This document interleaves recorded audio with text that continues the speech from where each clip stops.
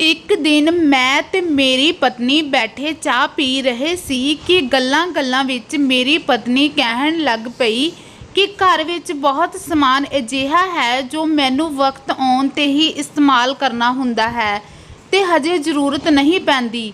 ਕੀ ਤੁਸੀਂ ਮੇਰੇ ਲਈ ਸਟੋਰ ਰੂਮ ਬਣਵਾ ਸਕਦੇ ਹੋ ਜਿਸ ਵਿੱਚ ਮੈਂ ਸਾਰੀਆਂ ਫਾਲਤੂ ਚੀਜ਼ਾਂ ਰੱਖ ਸਕਾਂ? ਮੈਂ ਆਪਣੀ ਪਤਨੀ ਨੂੰ ਬਹੁਤ ਪਿਆਰ ਕਰਦਾ ਸੀ, ਪਰ ਮੇਰੀ ਜੇਬ ਵਿੱਚ ਇੰਨੀ ਗੁੰਜਾਇਸ਼ ਨਹੀਂ ਸੀ ਕਿ ਮੈਂ ਉਸ ਦੀ ਹਰ ਖਵਾਇਸ਼ ਪੂਰੀ ਕਰ ਸਕਾਂ। ਇਸ ਲਈ ਮੈਂ ਉਸ ਤੋਂ 1 ਮਹੀਨੇ ਦਾ ਸਮਾਂ ਮੰਗਿਆ। 1 ਮਹੀਨੇ ਦੇ ਵਿੱਚ ਮੈਂ ਆਪਣੇ ਕੰਮ ਦੇ ਵਕਤ ਨੂੰ ਦੁੱਗਣਾ ਕਰ ਦਿੱਤਾ ਤੇ ਆਪਣੀ ਪਤਨੀ ਦੀ ਖਵਾਇਸ਼ ਨੂੰ ਪੂਰਾ ਕਰਨ ਦਾ ਇਰਾਦਾ ਕਰ ਲਿਆ। ਜਿੱਦਾਂ ਹੀ ਮਹੀਨਾ ਪੂਰਾ ਹੋਇਆ, ਮੈਂ ਆਪਣੀ ਪਤਨੀ ਦੀ ਖਵਾਇਸ਼ ਪੂਰੀ ਕਰਨ ਲਈ ਕੁਝ ਦਿਨਾਂ ਵਿੱਚ ਹੀ ਸਟੋਰ ਰੂਮ ਬਣਵਾ ਦਿੱਤਾ।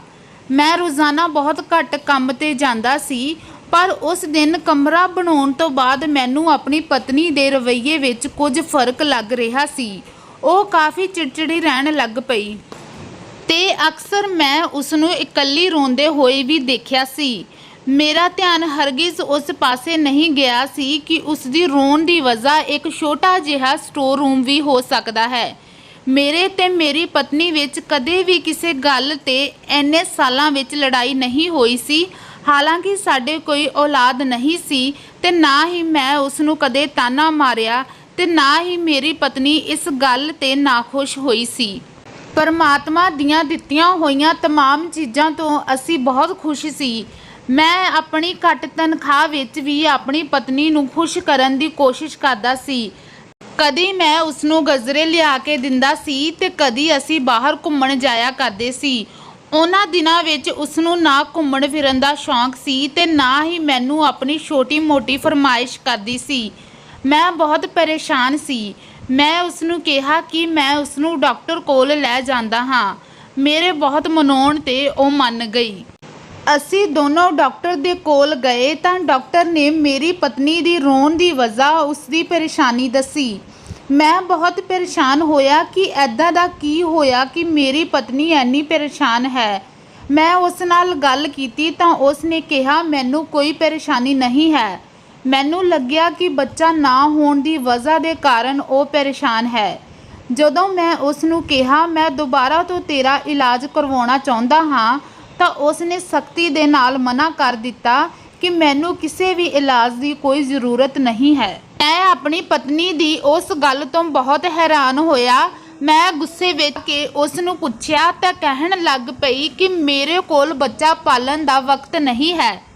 ਮੈਂ ਹੋਰ ਹੈਰਾਨ ਰਹਿ ਗਿਆ ਕਿ ਇਸ ਛੋਟੇ ਜਿਹੇ ਘਰ ਵਿੱਚ ਖਾਣਾ ਬਣਾਉਣ ਤੋਂ ਇਲਾਵਾ ਹੋਰ ਛੋਟੀਆਂ-ਮੋਟੀਆਂ ਸਫਾਈਆਂ ਤੋਂ ਇਲਾਵਾ ਹੋਰ ਕੀ ਕੰਮ ਹੋ ਸਕਦਾ ਹੈ।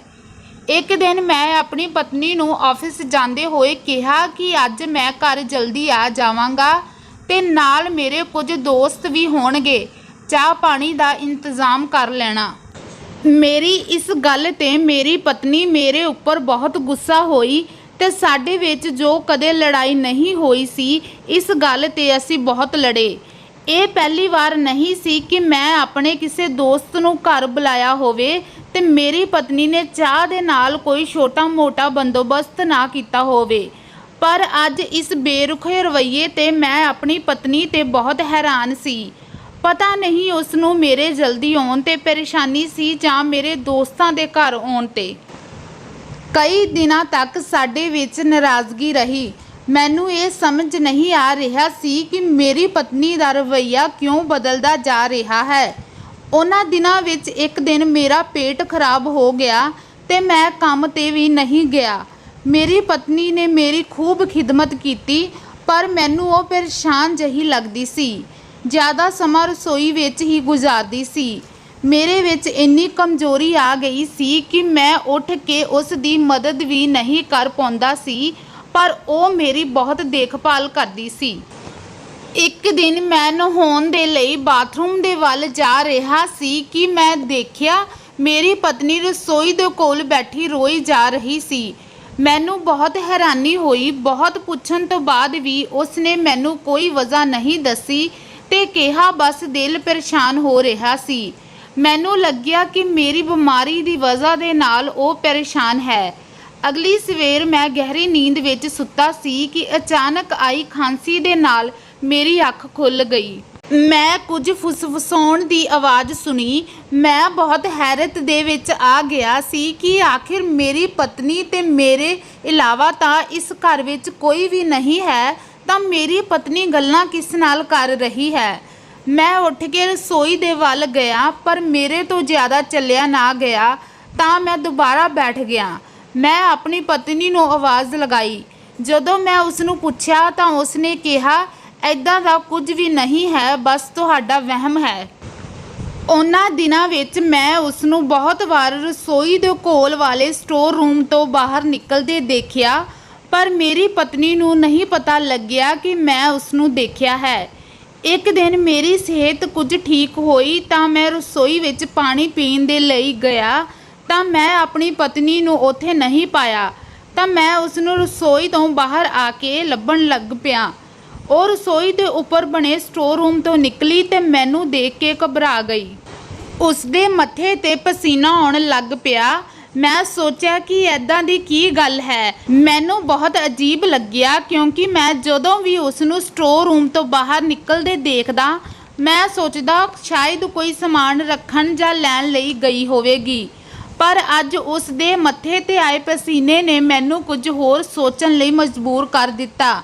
ਮੇਰੇ ਪੁੱਛਣ ਤੇ ਉਸ ਨੇ ਦੱਸਿਆ ਕਿ ਉਹ ਕੁਝ ਸਮਾਨ ਉੱਥੇ ਰੱਖਣ ਗਈ ਸੀ। ਮੈਂ ਗੱਲ ਨੂੰ ਇੱਥੇ ਹੀ ਖਤਮ ਕਰ ਦਿੱਤਾ ਕਿਉਂਕਿ ਮੈਂ ਆਪਣੀ ਪਤਨੀ ਨਾਲ ਬਹੁਤੀ ਬਹਿਸ ਨਹੀਂ ਕਰਨਾ ਚਾਹੁੰਦਾ ਸੀ, ਕਿਉਂਕਿ ਮੇਰੀ ਬਿਮਾਰੀ ਵਿੱਚ ਉਸ ਨੇ ਮੇਰੀ ਬਹੁਤ ਸੇਵਾ ਕਰਕੇ ਮੇਰਾ ਦਿਲ ਜਿੱਤ ਲਿਆ ਸੀ। ਕੁਝ ਦਿਨਾਂ ਬਾਅਦ ਜਦੋਂ ਮੈਂ ਆਫਿਸ ਲਈ ਉੱਠਿਆ ਤਾਂ ਉਦੋਂ ਵੀ ਮੈਂ ਆਪਣੀ ਪਤਨੀ ਨੂੰ ਕਮਰੇ ਵਿੱਚ ਨਾ ਪਾਇਆ। ਮੈਂ ਸੋਚਿਆ ਰਸੋਈ ਵਿੱਚ ਮੇਰੇ ਲਈ ਨਾਸ਼ਤਾ ਤਿਆਰ ਕਰ ਰਹੀ ਹੋਵੇਗੀ। ਜਦੋਂ ਮੈਂ ਰਸੋਈ ਵਿੱਚ ਗਿਆ ਤਾਂ ਉਹ ਉੱਥੇ ਵੀ ਮੌਜੂਦ ਨਹੀਂ ਸੀ। ਮੈਂ ਘਰ ਦਾ ਹਰ ਕੋਨਾ ਦੇਖ ਲਿਆ, ਪਰ ਮੇਰੀ ਪਤਨੀ ਕਿਤੇ ਨਹੀਂ ਸੀ। ਮੈਂ ਪਰੇਸ਼ਾਨੀ ਦੀ ਹਾਲਤ ਵਿੱਚ ਘਰੋਂ ਬਾਹਰ ਨਿਕਲਣ ਹੀ ਵਾਲਾ ਸੀ ਕਿ ਮੇਰੇ ਕੰਨਾਂ ਵਿੱਚ ਕੁਝ ਆਵਾਜ਼ਾਂ ਸੁਣਾਈ ਦਿੱਤੀਆਂ ਤੇ ਮੈਨੂੰ ਉਹ ਆਵਾਜ਼ਾਂ ਸਮਝ ਤਾਂ ਨਹੀਂ ਆਈਆਂ, ਪਰ ਮੈਨੂੰ ਇੰਨਾ ਪਤਾ ਲੱਗ ਗਿਆ ਸੀ ਕਿ ਉਹ ਆਵਾਜ਼ਾਂ ਸਟੋਰ ਰੂਮ ਵਿੱਚ ਆ ਰਹੀਆਂ ਸੀ। ਮੈਂ ਦਰਵਾਜ਼ਾ ਖੋਲ੍ਹਣਾ ਚਾਹਿਆ ਤਾਂ ਉਹ ਅੰਦਰੋਂ ਲੌਕ ਸੀ।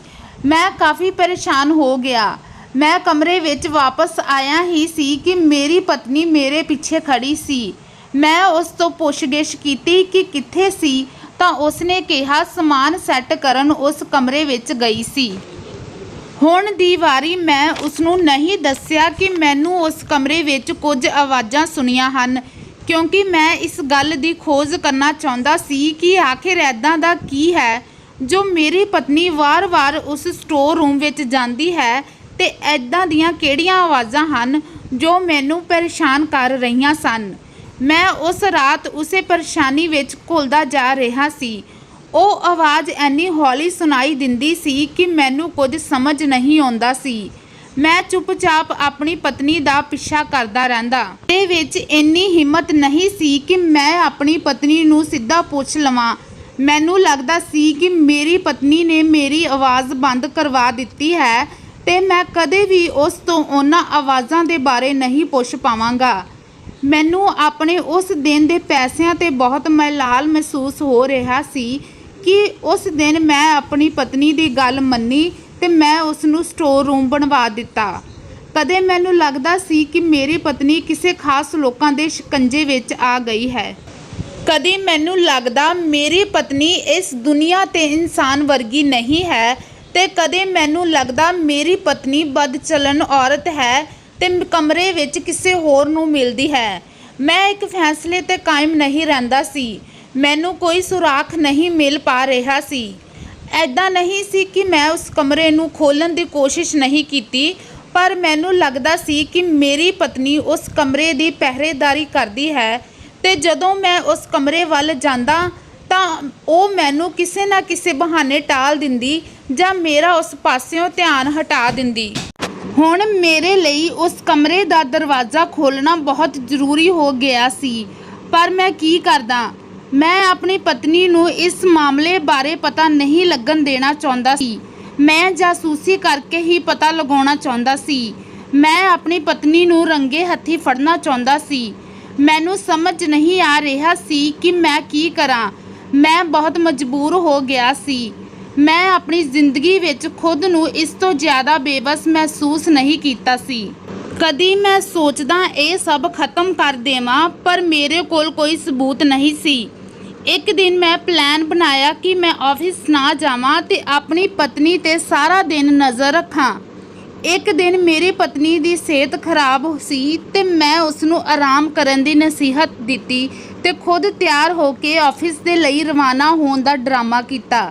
ਮੈਂ ਆਪਣੀ ਪਤਨੀ ਨੂੰ ਕਿਹਾ, ਤੂੰ ਲੇਟ ਜਾ, ਮੈਂ ਖੁਦ ਚਲਾ ਜਾਵਾਂਗਾ। ਬਾਹਰ ਦੇ ਦਰਵਾਜ਼ੇ ਕੋਲ ਅਲਮਾਰੀ ਰੱਖੀ ਹੋਈ ਸੀ। ਮੈਂ ਉਸ ਦੇ ਪਿੱਛੇ ਲੁਕ ਗਿਆ। ਮੇਰੀ ਪਤਨੀ ਨੂੰ ਮਹਿਸੂਸ ਵੀ ਨਾ ਹੋਇਆ ਕਿ ਮੈਂ ਘਰ ਵਿੱਚ ਮੌਜੂਦ ਹਾਂ। ਉਸ ਨੇ ਉੱਠ ਕੇ ਨਾਸ਼ਤਾ ਬਣਾਇਆ। ਮੈਂ ਇਹ ਦੇਖ ਕੇ ਹੈਰਾਨ ਰਹਿ ਗਿਆ ਕਿ ਨਾਸ਼ਤਾ ਬਣਾ ਕੇ ਉਹ ਉਸ ਕਮਰੇ ਵਿੱਚ ਲੈ ਕੇ ਚਲੇ ਗਈ। 2 ਲੋਕਾਂ ਦਾ ਨਾਸ਼ਤਾ ਦੇਖ ਕੇ ਮੈਂ ਬਹੁਤ ਹੈਰਾਨ ਹੋਇਆ ਤੇ ਚਾਹ ਦੇ 2 ਕੱਪ ਦੇਖ ਕੇ ਮੇਰਾ ਸ਼ੱਕ ਹੋਰ ਵੱਧ ਗਿਆ।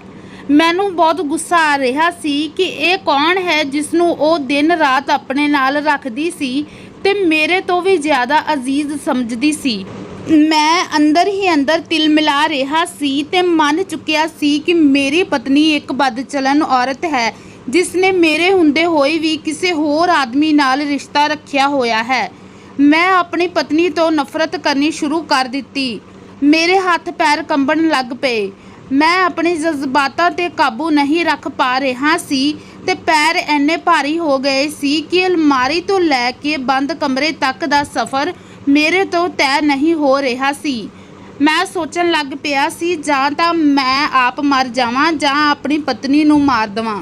ਇਹ ਪਰਮਾਤਮਾ ਹੀ ਜਾਣਦਾ ਸੀ ਕਿ ਮੈਂ ਉਸ ਕਮਰੇ ਤੱਕ ਦਾ ਸਫ਼ਰ ਕਿੱਦਾਂ ਤੈਅ ਕੀਤਾ। ਮੇਰੇ ਹੱਥ ਪੈਰ ਕੰਬਦੇ ਸੀ। ਪੂਰੇ ਸਰੀਰ ਤੋਂ ਪਸੀਨਾ ਬਹਿਣਾ ਸ਼ੁਰੂ ਹੋ ਗਿਆ। ਮੈਂ ਬੜੀ ਹਿੰਮਤ ਨਾਲ ਦਰਵਾਜ਼ਾ ਖੋਲ੍ਹਣ ਲੱਗਾ ਤੇ ਮੇਰੇ ਕੰਨਾਂ ਵਿੱਚ ਉਹੀ ਆਵਾਜ਼ਾਂ ਪਈਆਂ ਜੋ ਮੈਨੂੰ ਸਮਝ ਨਹੀਂ ਆਉਂਦੀਆਂ ਸੀ। ਮੈਂ ਦਰਵਾਜ਼ਾ ਖੋਲ੍ਹ ਕੇ ਜ਼ੋਰਦਾਰ ਚੀਕ ਮਾਰੀ ਤੇ ਆਪਣੀ ਪਤਨੀ ਨੂੰ ਆਵਾਜ਼ ਲਗਾਈ, ਪਰ ਇਹ ਕੀ ਮੰਜ਼ਰ ਦੇਖਿਆ। ਮੈਂ ਤਾਂ ਹੱਕਾ ਬੱਕਾ ਰਹਿ ਗਿਆ। ਹੁਣ ਮੇਰੇ ਤੋਂ 1 ਮਿੰਟ ਵੀ ਬਰਦਾਸ਼ਤ ਨਹੀਂ ਹੋ ਰਿਹਾ ਸੀ।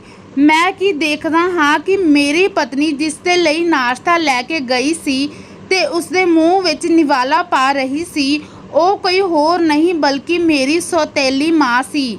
ਮੈਂ ਇਹ ਦੇਖ ਕੇ ਹੱਕਾ ਬੱਕਾ ਰਹਿ ਗਿਆ। ਮੈਂ ਆਪਣੀ ਪਤਨੀ ਨੂੰ ਕਿੰਨਾ ਗਲਤ ਸਮਝਿਆ ਸੀ। ਮੇਰੀ ਚੀਕ ਦੀ ਆਵਾਜ਼ ਸੁਣ ਕੇ ਉਸ ਦੇ ਹੱਥੋਂ ਨਿਵਾਲਾ ਡਿੱਗ ਪਿਆ ਤੇ ਮੇਰੀ ਸੌਤੇਲੀ ਮਾਂ ਮੈਨੂੰ ਦੇਖ ਕੇ ਹੈਰਾਨ ਰਹਿ ਗਈ ਸੀ। ਮੇਰੀ ਪਤਨੀ ਇੰਨੇ ਦਿਨਾਂ ਤੱਕ ਮੇਰੀ ਮਾਂ ਨੂੰ ਕਮਰੇ ਵਿੱਚ ਲੁਕੋ ਕੇ ਉਸ ਦੀ ਖਿਦਮਤ ਕਰ ਰਹੀ ਸੀ, ਜੋ ਕਿ ਮੇਰਾ ਫਰਜ਼ ਸੀ। ਮੈਂ ਆਪਣੇ ਫਰਜ਼ ਤੋਂ ਭੱਜਣਾ ਚਾਹੁੰਦਾ ਸੀ ਕਿਉਂਕਿ ਮੈਂ ਕਦੇ ਵੀ ਆਪਣੀ ਸੌਤੇਲੀ ਮਾਂ ਨੂੰ ਮਾਂ ਨਹੀਂ ਸਮਝਿਆ ਸੀ। ਮੇਰੀ ਪਤਨੀ ਨੇ ਮੈਨੂੰ ਕਾਫੀ ਵਾਰ ਸਮਝਾਇਆ ਸੀ ਕਿ ਮਾਂ ਤਾਂ ਮਾਂ ਹੀ ਹੁੰਦੀ ਹੈ, ਚਾਹੇ ਉਹ ਪਾਲਣ ਵਾਲੀ ਹੋਵੇ ਜਾਂ ਪੈਦਾ ਕਰਨ ਵਾਲੀ। ਮੇਰੀ ਸੌਤੇਲੀ ਮਾਂ ਮੇਰੀ ਪਤਨੀ ਤੋਂ ਬਹੁਤ ਮਜਬੂਰੀ ਵਿੱਚ ਮਦਦ ਮੰਗਣ ਆਈ ਸੀ ਕਿਉਂਕਿ ਉਹਨਾਂ ਨੂੰ ਮਕਾਨ ਮਾਲਕ ਨੇ ਘਰੋਂ ਕੱਢ ਦਿੱਤਾ ਸੀ। ਉਸ ਦੇ ਕੋਲ ਰਹਿਣ ਲਈ ਕੋਈ ਠਿਕਾਣਾ ਨਹੀਂ ਸੀ। ਮੇਰੀ ਪਤਨੀ ਇੱਕ ਰਹਿਮਦਿਲ ਹੈ। ਉਸ ਨੇ ਸੋਚਿਆ ਘਰ ਵਿੱਚ ਕੋਈ ਕਲੇਸ਼ ਨਾ ਹੋਵੇ, ਇਸ ਕਰਕੇ ਮੇਰੀ ਮਾਂ ਨੂੰ ਲੁਕੋ ਕੇ ਰੱਖ ਦਿੱਤਾ। ਮੇਰੀ ਪਤਨੀ ਦਾ ਇੰਨਾ ਬੜਪਨ ਦੇਖ ਕੇ ਮੇਰਾ ਤਾਂ ਡੁੱਬ ਮਰਨ ਨੂੰ ਦਿਲ ਕਰ ਰਿਹਾ ਸੀ। ਮੈਂ ਉਹਨਾਂ ਦੋਨਾਂ ਨੂੰ ਬਿਸਤਰੇ ਤੇ ਬਿਠਾ ਕੇ ਨਾਸ਼ਤਾ ਕਰਵਾਇਆ ਤੇ ਆਪਣੀਆਂ ਗਲਤੀਆਂ ਦੀ ਮਾਫੀ ਮੰਗੀ। ਮੈਨੂੰ ਲੱਗ ਰਿਹਾ ਸੀ ਕਿ ਮੈਂ ਬਹੁਤ ਵੱਡਾ ਗੁਨਾਹਗਾਰ ਹਾਂ। ਹੁਣ ਮੈਨੂੰ ਸਮਝ ਆ ਗਿਆ ਸੀ ਕਿ ਇਨਸਾਨ ਦੇ ਕਿਰਦਾਰ ਦਾ ਹੋਣਾ ਹੀ ਸਭ ਕੁਝ ਨਹੀਂ ਹੁੰਦਾ। ਕਹਾਣੀ ਕਿਵੇਂ ਦੀ ਲੱਗੀ ਦੱਸਣਾ ਜ਼ਰੂਰ ਤੇ ਇਸੇ ਤਰ੍ਹਾਂ ਦੀਆਂ ਹੋਰ ਵੀਡੀਓਜ਼ ਦੇਖਣ ਲਈ ਸਾਡੇ ਚੈਨਲ ਨੂੰ ਜ਼ਰੂਰ ਸਬਸਕ੍ਰਾਈਬ ਕਰਨਾ। ਹੁਣ ਮਿਲਦੀ ਹਾਂ ਇੱਕ ਨਵੀਂ ਵੀਡੀਓ ਦੇ ਨਾਲ, ਤਦ ਤੱਕ ਲਈ ਧੰਨਵਾਦ।